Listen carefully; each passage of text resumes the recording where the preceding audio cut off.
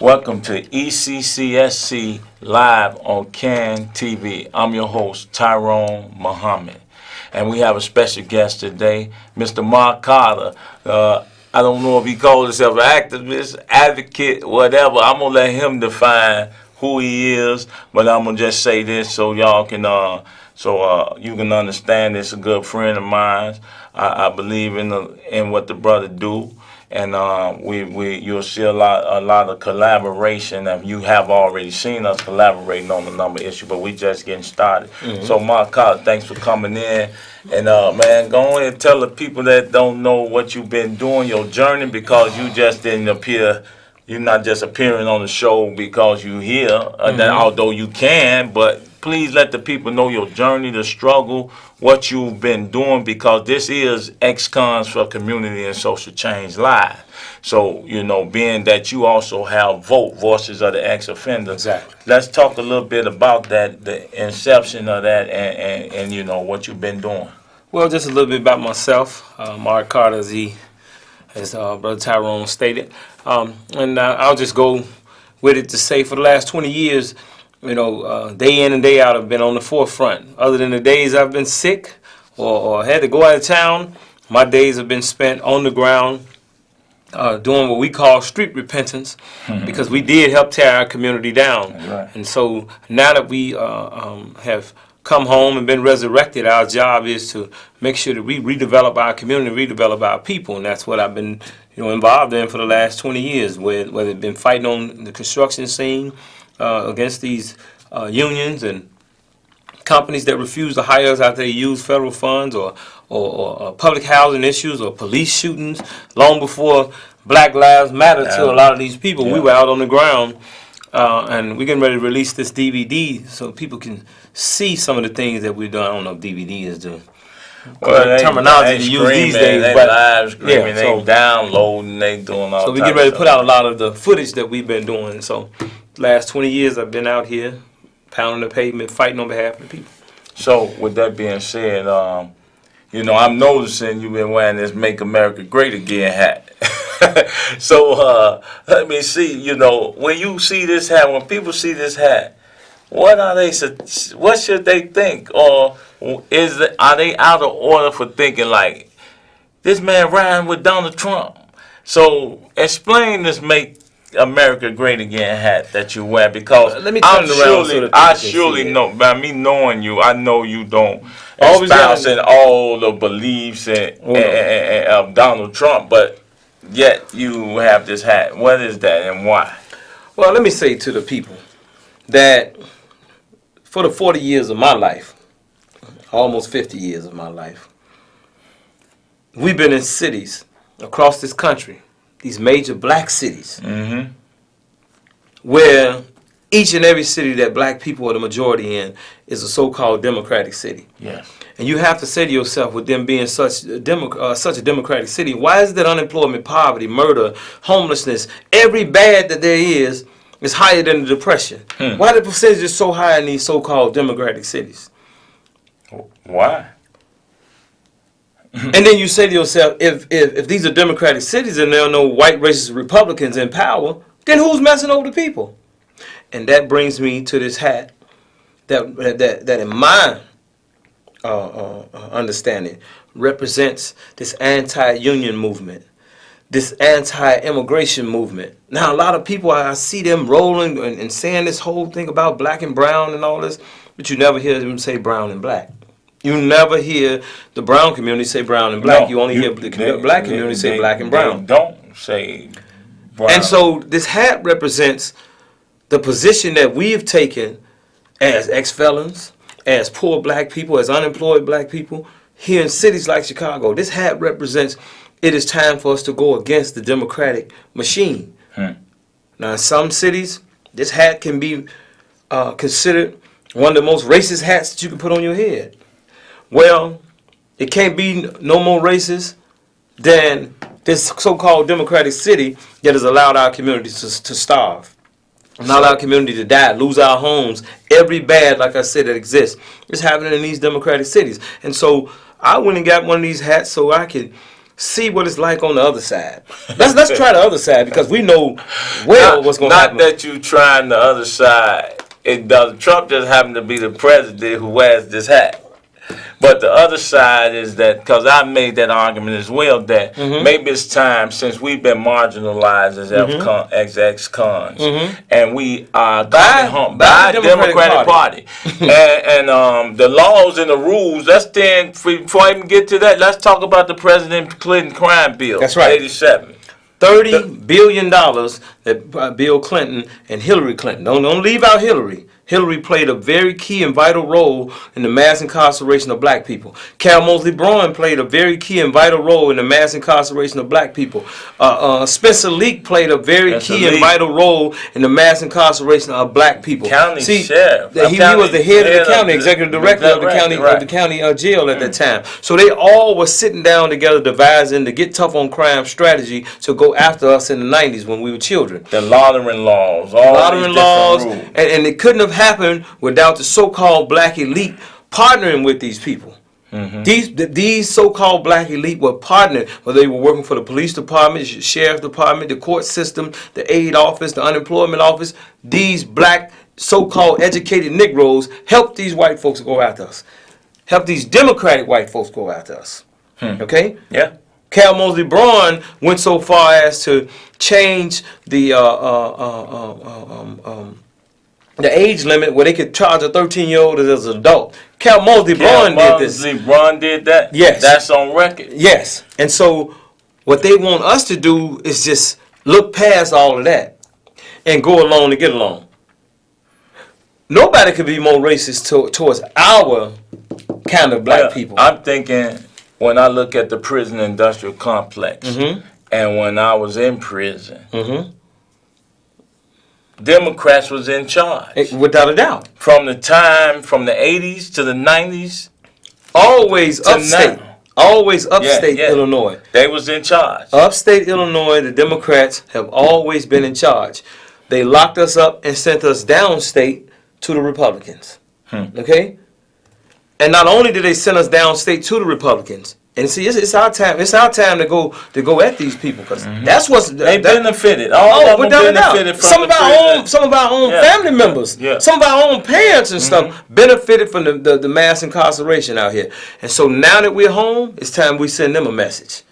So listen, I thought about that, and I spoke about that in many circles about us as a disenfranchised people, already individuals. I call us perpetual third class. I mean, it's not changing as it relates to us coming home, formerly incarcerated, reform, reformation, re-entry, all of that. It hasn't changed under the Democratic watch. And it never will. I'm saying that now that we're building numbers, we becoming more aware, then I would think that we would use our power then to say, hold on.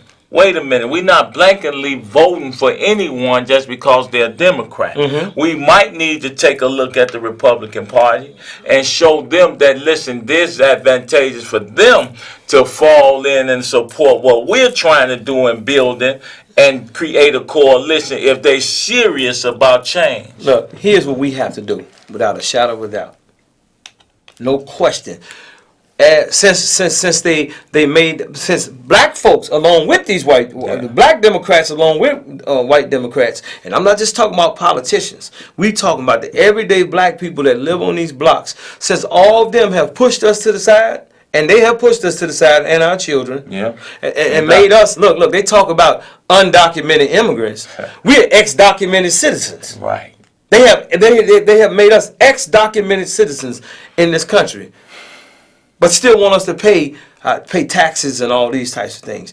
It's time that we separate from them, and we sit down with either side that's willing to help us. If this hat represents them helping us, the Republican Party helping us, then we go get with the Republicans. If the Democrats, see, one thing I learned is this right here: when you become when you stand in the middle, then both sides have got to push for your support. No doubt about it. That's why the gay community is moving Yeah. so strong, Ain't and no they don't doubt. have nowhere near the numbers we got. No, you know what I'm saying? no one do. No one got the numbers that we have. Because with our numbers, we bring family members. Without a doubt. And all we have to do is become that middle ground where they got to come and sit down and talk to us. And so this hat represents going after these unions, opposing, or either we're saying that if you're going to give them a sanctuary city and they're illegal, then damn it, we want a sanctuary city being let me say, if you want to give them a sanctuary city and because they're undocumented, then we want a sanctuary city for being ex-documented. Now we served our time for our crime. No question about it. Look, can vote already, can register to vote and everything, and there's no talk about putting us to work. So we have to do it ourselves. Yeah.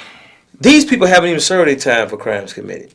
That's right. And they talking about giving them everything that they have never given us since slavery. When you say they this have political system, this democratic political plantation system here in Chicago, and whether you in Detroit, Michigan, whether you in Baltimore, Maryland, anywhere where you have large tracts of black people who've been funneled through the system, I'm talking about all those places right there. These democratic cities have been our open enemy for the last 50 years. But this one I mean, I hear that you say the democratic cities, but they can't operate without our elders. In these communities, you have pastors, you have politicians who bring our parents and grandparents to the democratic machine. At what point then do we hold them, pastors and these politicians? Why are they allowed to sleep in these communities and not be challenged for the service they ought to be giving us that they give to someone else? It's like, when do we say enough is enough for you selling our children out? Right now. The time is now. See, one thing about it, you look at us, at 46 years old, and what you 47, 48 years old. Look, we've lived in the wilderness for 40 years up under these people. No question. We Joshua.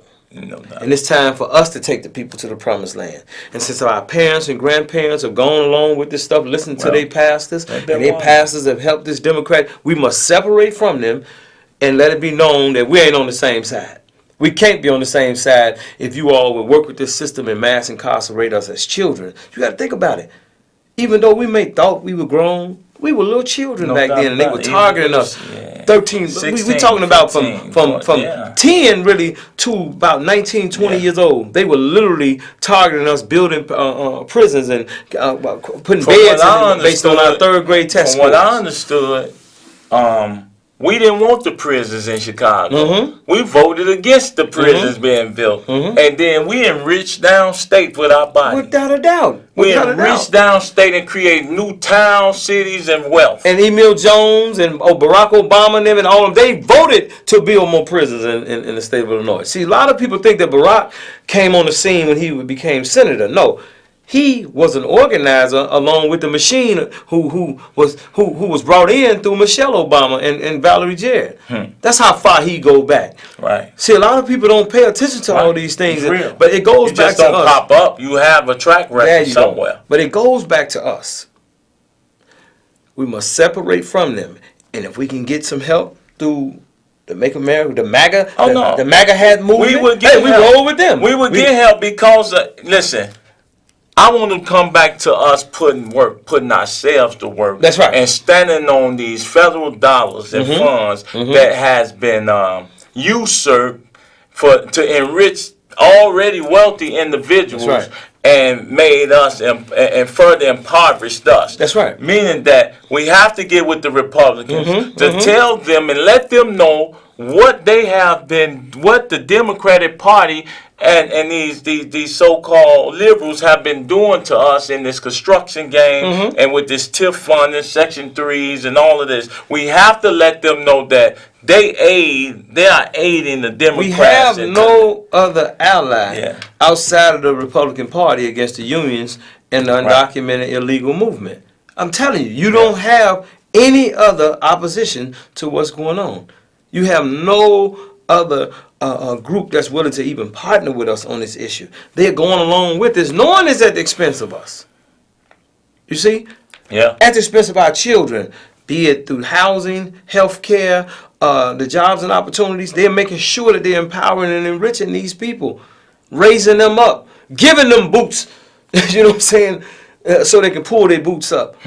And then telling us we're not qualified. It ain't time yet. And our own family members that are involved with these churches or our pastors or our politicians, and all, they're going along with it. And we must, so that means that now that we are the men of the city and the women of the city, we must take our position. And that position is to separate from them and speak to who's willing to help us in this situation that we're in. I don't know, because I don't see a boldness on the Republican Party to really recognize that. Well, I'm saying we have to probably be proactive in making them understand, because and it's like tacit, implicit. It's almost like they don't want our vote. No, I'm telling you, it looks as though to the eyes that they don't fight for our vote. Nobody fights for a party who they believe that's automatically going to give their vote to a Democrat. But that's not the case for the formerly incarcerated and the families and friends we bring with us.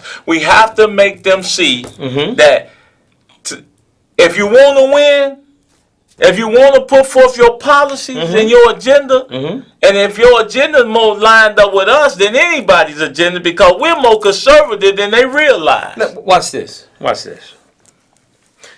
Here it is, the Democratic Party, white, blacks, and Hispanics all together in the Democratic Party, have been the racists that have been racist toward us as poor people now. See, people looking at this whole thing of just color of skin. No. You have to look at the classism that's going on. That's what's happening. So the poor part of the community, the racist has been moving on the poor part of the community for 60 years or more. They want to then tell us how racist it is for me to put on this hat. How racist the people with this hat is. Who said? You said the Democrats. The Democrats who've been. How a racist gonna tell me how racist another racist is? Right.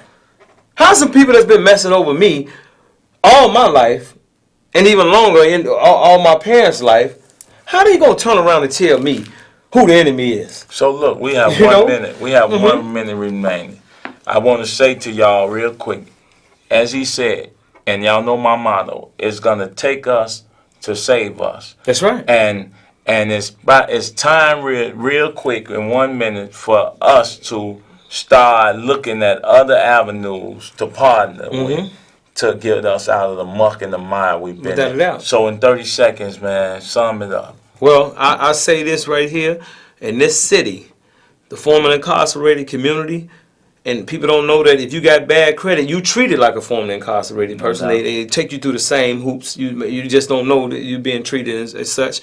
We have enough numbers to determine who goes to the White House or the doghouse, who goes to the 5th floor or go in the basement. That's right. We have the numbers. We can vote in this city. We can vote in this state. So we have to organize our power and then be a wild card. Yeah, we have to be a voting bloc. That's right. We're not going along with what our parents and grandparents and pastors and so-called leaders. We ain't going along with nothing that they talk about. I'm gonna try to get Mark back next week, and we'll wrap it up as right now. But I'm gonna get him back next week. And look, thank you for tuning in to ECCSC Live. I'm your host Tyrone Muhammad. See you next week at 7, same time. Peace.